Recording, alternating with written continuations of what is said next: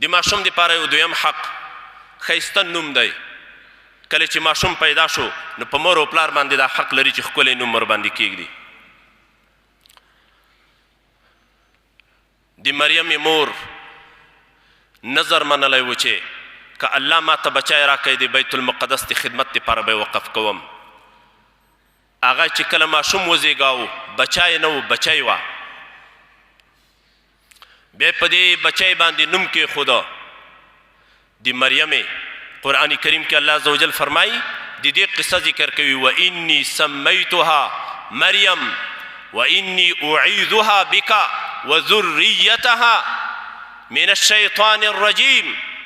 ما په دې لورکۍ باندې نوم د مریمې کېښوده.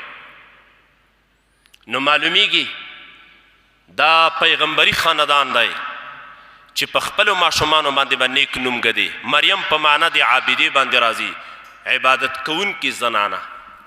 او دا مریم ډېره لویه عابده وه. د عیسی علیه السلام مور و بیا الله عز وجل عیسی علیه السلام د مریم بیبي ته نصیب وګرځاوه.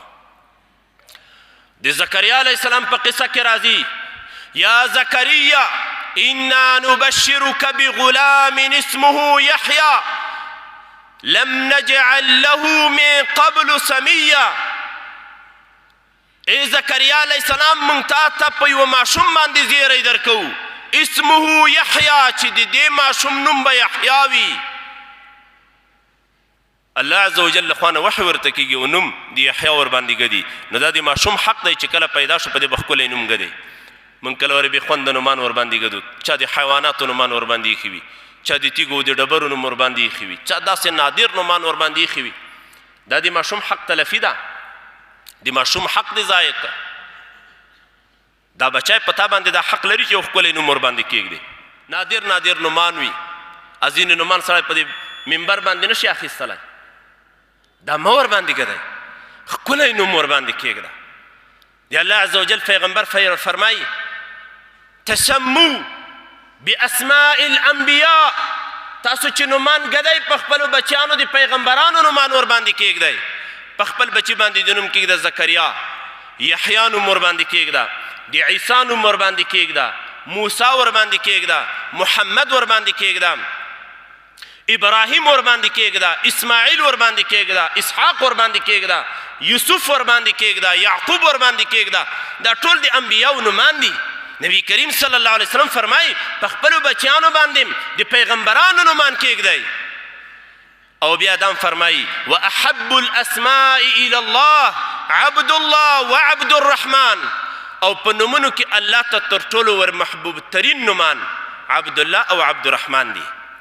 نو کوشش دا وکړو داسې نوم ورباندې کېږدو چې د الله نوم هم پکې راشي او مخې ته عبد هم ورته راشي. عبد الله، عبد الرحمن، عبد الرحیم، عبد الرزاق، عبد الرؤوف، عبد الغفور، عبد الغفار.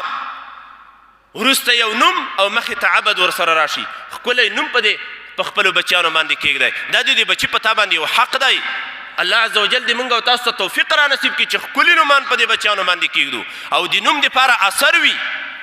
یو بهترین شخصیت دې چېرته ولیده او ښکلی نوم یې ده، تا ووایي یاره کاشکې زما بچی الله دې دې سړي غوندې ګرځولی وای، داسې یو ښه مجاهد وای، داسې یو ښه دینداری کس وای، داسې یو ښه دینداری عالم وای. د همغه سړي نوم راواخلو په دې خپل بچي باندې کېږده. د نوم دپاره اثر وي. الله عز وجل به د هغه خصلتونه او خویونه ستا په دې بچي کې پیدا کړي. ښکلی نوم ورباندې ږده. او دریم حق دا دی چې دغه ماشوم ته به خپله مور شیدې ورکوي کله چې دا شیدو رودونکی ماشوم وي.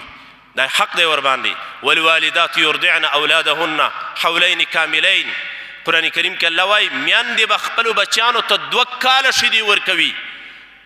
دا د جمهورو فقهاو قول دی. په احنافو کې د صاحبینو قول هم همدغه دی. او د امام ابو حنیفه رحمه الله قول دا دی چې 2.5 کاله وحمله وفصاله 30 شهرا. 10 میاشتې په دې آیت کریمه کې ذکر شوي دي.